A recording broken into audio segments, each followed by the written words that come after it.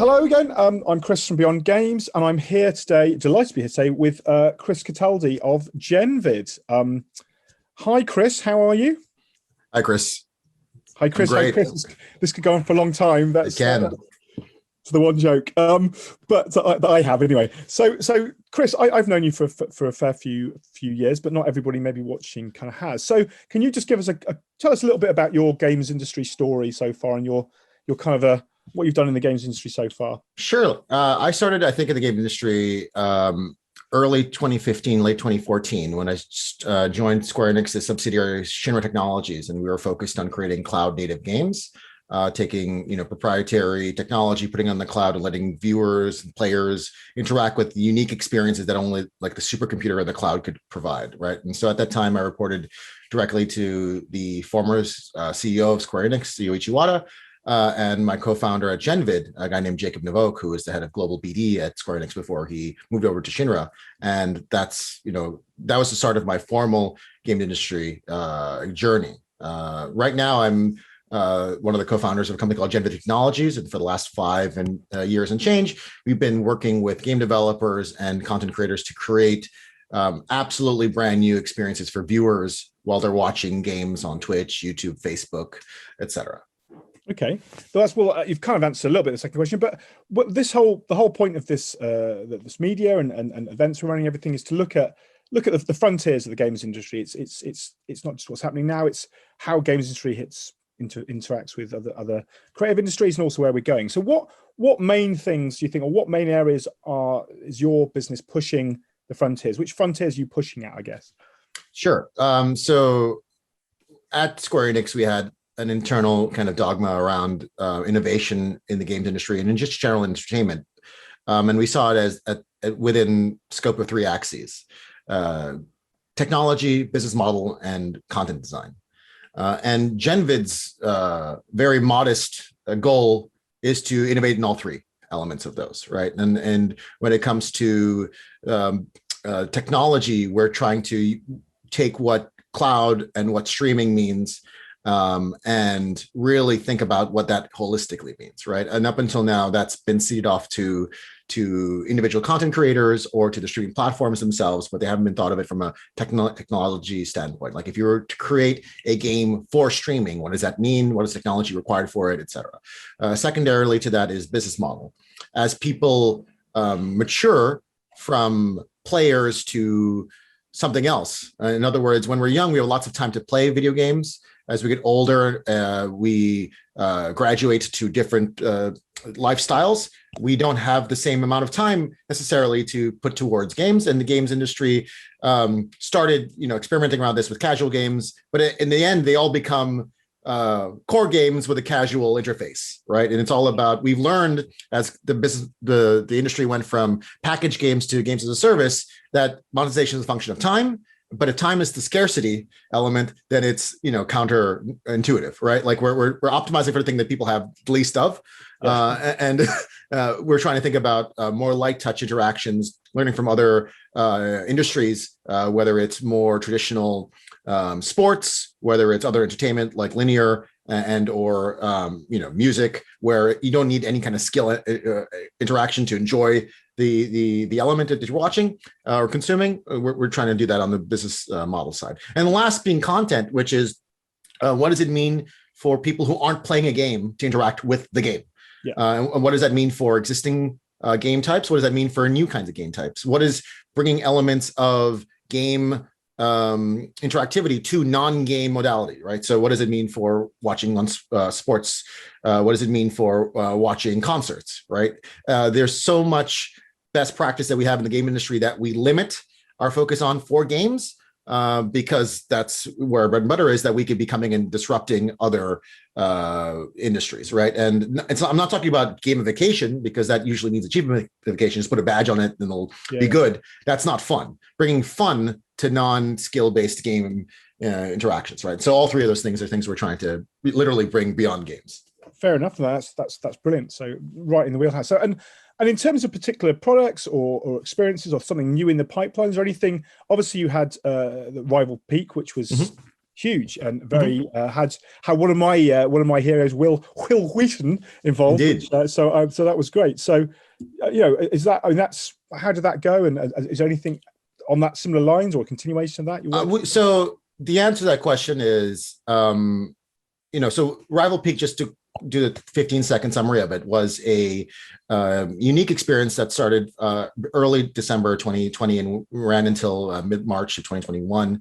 And it started off as an AI reality television show where we had 12 contestants representing all different kinds of demographics from around the world who are powered by AI, dropped into a simulated environment in the Pacific Northwest. And we watched as the audience, their journey, and we shaped it along the way, decided who stayed, who left.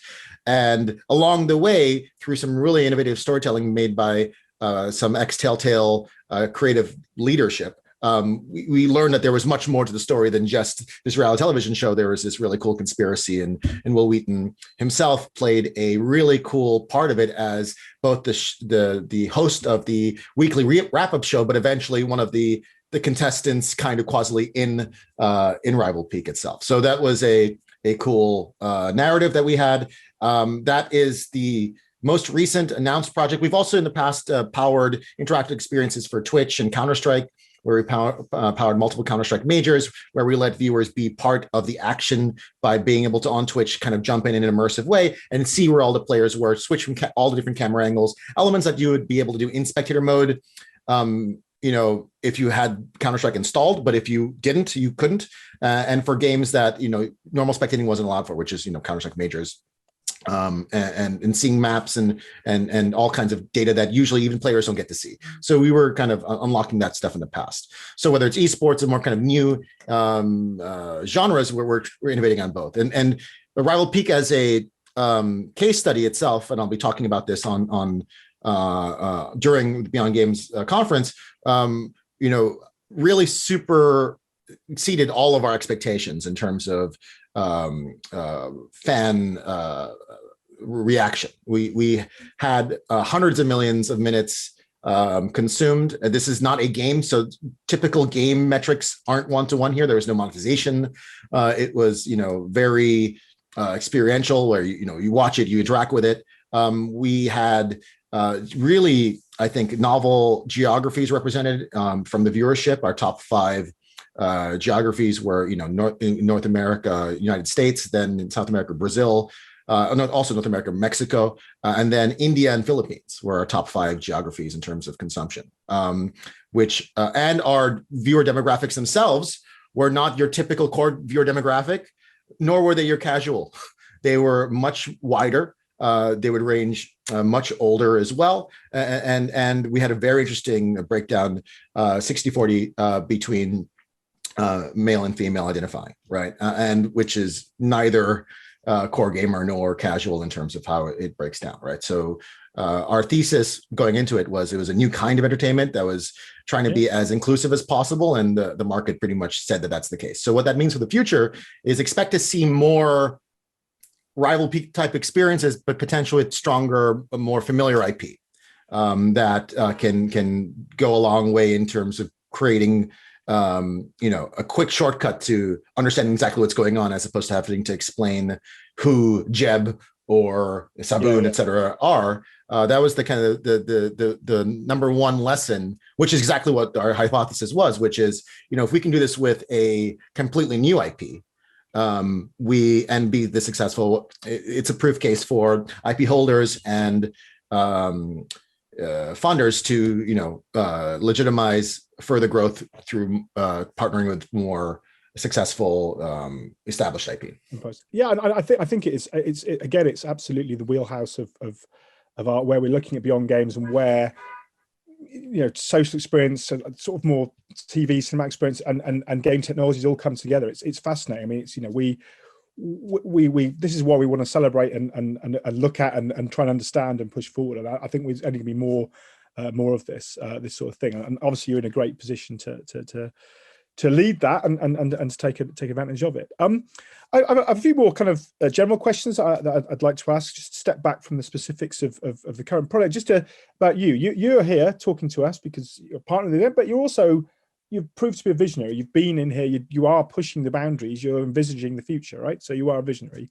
So that inspires us. We're inspired to do this event and this show, this website by people like yourself. So but who inspires you? What is other people either now or historically that have kind of it really inspired you to take certain leaps? Or you mentioned Square Enix is set up before, so maybe it's people from that, but is there anyone particularly that you'd like to pinpoint that was inspiration? Absolutely. And, he's one of my advisors now, but he's my former boss, and he's Yoichi Wada, who is the CEO of Square Enix for, over a decade. He is one of the people who engineered the merger of Square and Enix, and then, positioned himself as the, visionary within the company that brought a lot of our, again, innovated in all three axes and informed, a lot of where the game industry within Japan and I think globally went, right? Going from package to subscription to microtransaction, going from premium AAA to expanding also into premium mobile and then free to play mobile, right? And that's very tumultuous. Very few people have had that level of insight to take very strong. You have this standard innovator's dilemma. If you're really successful in one field, it's really hard to be successful in the next field and get there in a time frame that you're not a laggard, or you're at best a fast follower. And I think Square Enix is an innovator in that space. And I've really learned a lot from both seeing Wada-san's vision from the outside, and then once I got on the inside, it was even more inspiring. And I think if it weren't for my time under him, I wouldn't have the confidence in our thesis to be doing what we're doing now. So I'd say he's definitely one of the people in the industry that I've been very fortunate to he's definitely a visionary. 5 minutes with him is a book, and he's able to take very complex ideas, put them into a very rational place, but still have that passion of it's not just hyper logical. And so that's amazing. And I think, that's what I'll put him for now, if that makes sense. That's fair enough.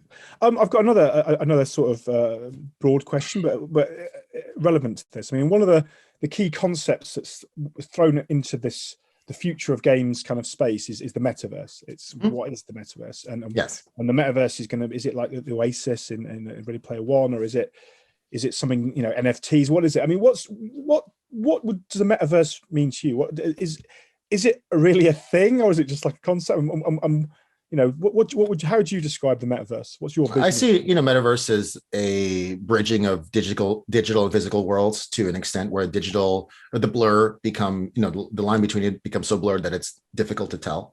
I think we're closer to digitally contextualizing the physical world than we are to, it's more of a, via AR or MR, having some ability for digital information to contextualize the physical world than we are what I think people think of when I think of metaverse, which is, taking over senses such that we're in the digital world and we can't tell the difference unless you believe in simulation theory. And I believe it's a long time horizon until that becomes feasible for most people, right? And I think we'll get there, but enabling technology, like something as similar as simple or as foundational as battery, human interface. It's human technology interface. We're still not there yet, but I think that's where it is. But within the metaverse concept, we at Genvid and me personally have been thinking about this for a long time. How we can get the mass majority, everyone in the world, to interface with a digital world without necessarily it being segmented into specific games or specific titles. And our thought of that is what we call miles, or these massive interactive live events, which Rival Peak is one example of it. But the idea, everyone in the world has a screen of some sort, right? Television, smartphone. Again, India was one of our largest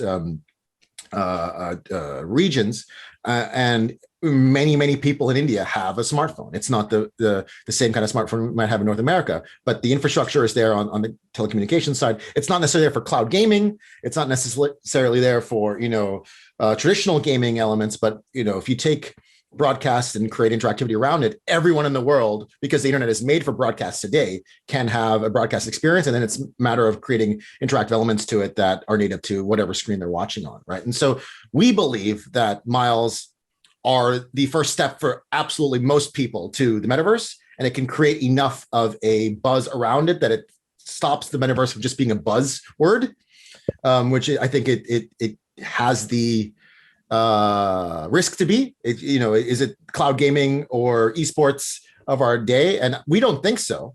But the only way we can, on the Genvid side, and I think as an industry, is think about what we can prove earlier than later. And how can we get as many people as possible to have some sort of, Twitch Plays Pokemon experience or whatever it is, that they feel a flavor or of what it's going to be once the rest of the technology catches up for full sensory immersion. And I think most people aren't comfortable with full sensory immersion, even if it was available today. So we're going to have to temper ourselves into that and use technology that exists today in a way that scales today in a very premium focused way. And that's what we think is the first step to the metaverse. Wow. Well, that was good. There's a whole book in that talk about your visionary. That's great. Pardon me. So looking at the experiences now, you're talking steps to this metaverse idea, and looking at the kind of beyond games experiences now, where games industry, like obviously you're creating some of them. Are there anything that you really like, and what are your favorite kind of examples? You can include your own, could be elsewhere. What things? I mean, I'll speak about others because I don't want to be too self-tuning. I think ours are great, but I think what the Wave VR, I don't know if they dropped the VR element. What the Wave is doing right now in terms of these interactive concerts, they're not using our technology. So I'm speaking specifically as a third-party observer, although I do speak to them a lot. What they're doing is amazing, enabling music creators to have their own audience in an interactive way, especially during COVID. I think that's super important.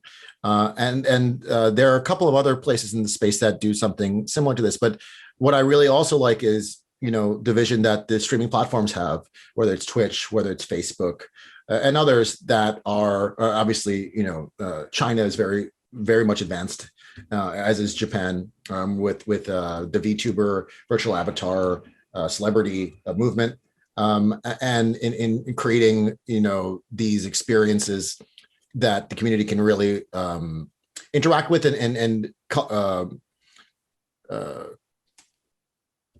coalesce around, right? And I think that you'll be seeing a lot more of that in the Western sphere soon.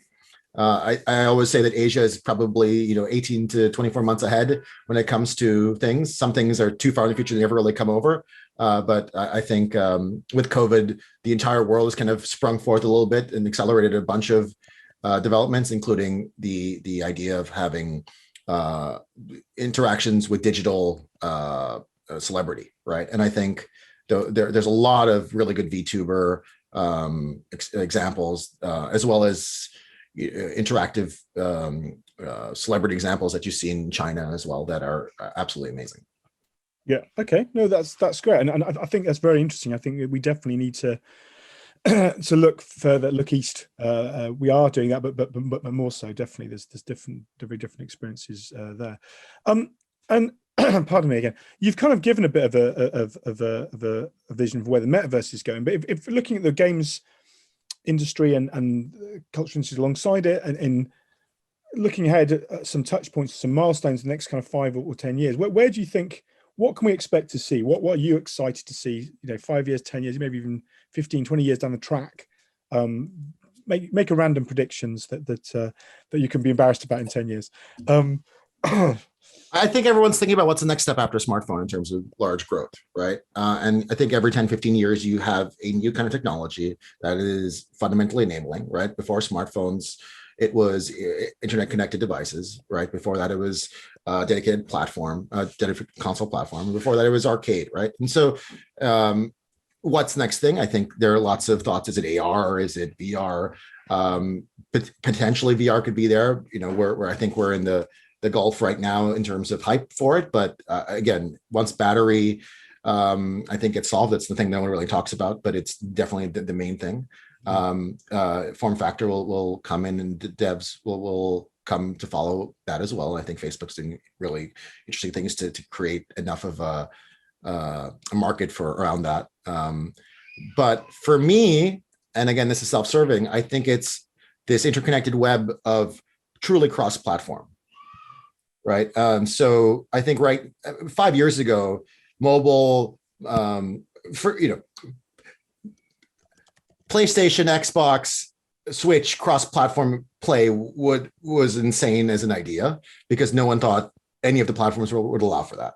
Right now, you're seeing that as a given in many cases, but at the end of the day, it's still usually the same kind of form factor of game, and now you have mobile coming into that in an interesting way. What I believe will be the big thing that I don't think I'll be embarrassed about, because it's going to happen, is separate depths of interaction, right? So player, and I think Eve started experimenting with this years ago, where you have people playing an RTS, people playing an FPS, and they're interacting with each other. But I think we limited up until now ourselves to players, so different kinds of players, as opposed to one more kind of audience, which is the viewer, right? And I think that, if you think about a virtual stadium experience, that only exists because there are people in the seats who are making that spectacle. And it's not about creating different kinds of positions on the field. It's about creating the cheerleaders. It's about creating the cheer captains. It's about creating the people in the bleachers, the people who are doing and your rabble rousers. The sport, exactly. Part of the experience. Yeah, they're foundational to it, right? And I think you're going to get that as going to be the next kind of main driver for growth for video games, is bringing everyone who loves video games into the video game field and monetizing them as parts of it. No, I that makes a lot of sense, and I definitely think that's on something there. Up until now, churn, we take churn as a problem, and all other entertainment takes churn as opportunity. You churn from a player to a part of someone who consumes that content for the rest of your life, and games can absolutely do the exact same thing. No, I think we all do. We all, now are watching. We're watching to a degree. Whether it's people giving tips or entertainment by games. But imagine directly interacting with the game itself, right? So that's what I think it's going to be interesting. And that makes a lot of sense. Yeah, as I say, if you're, that's one of the things. I'm a football fan right now in the UK. We're about to go back to fans in stadiums on a limited level. But that they've missed that. That's been a missed part of the game, is that interaction, the cheering, that adds. It does impact, not maybe as directly as maybe some of what you can do in the game, but it does have an impact on the experience and how the players are feeling, and lifting the whole idea of being the 12th man and sort of sucking the ball. That stuff is powerful, and and there's a lot more you can do. I know with your what does home field advantage mean for video games, right? Exactly, yeah. Right. Is it okay? And we've got through the main question. Is there anything else you'd like to add? Anything you'd like to share with our kind of our readers? No, I want to commend Steel Media for taking initiative on this, because I think it's such an important thing to be pushing the boundaries of what games can do for industries beyond games. I think we are an industry with so many best practices that are applicable everywhere, but we've been a bit insulatory because there's been so much value to drive here. But it's like, Dragon Ball Z, where we're in a world with hypergravity. And the minute we go back to Earth, we're 1,000 times stronger than other places. And we've been limiting ourselves to fighting battles on, that extra gravity planet. And I think, the minute we start taking those same idea sets that I think are lost from project to project, right? I can't think of another industry that takes best practices and flushes them between project like the games industry does. So, and so whenever we're talking with anyone who's not in the game industry about what they'd like to do in 10 years, we're able to pull back. I actually did that 10 years ago for this other project that was very specific to a different use case, but all of those learnings are completely applicable to other things, right? And so I think that challenging the status quo on that, getting people to think about it is what we need more of. And I think the games industry is up to disrupt everywhere. Well, we're just getting started, and thank you for being a partner and support of it. So we are hopefully we can help to form those connections and grow. But we are just getting started as well, and I think this is a very exciting space. So there is a lot of interest. People are interested in the games industry from outside, and people we're obviously interested in other industries, and I think everything's kind of pulling together one way or another. As you say, it's connectivity, and whether it's a metaverse or it's a VR or it's just through the handset, and it's everything is coming together, and we're trying to harness that and encourage that and celebrate that. So on that note, I'd like to thank you for your time today, and thank you very much, Chris from Genvid. My pleasure.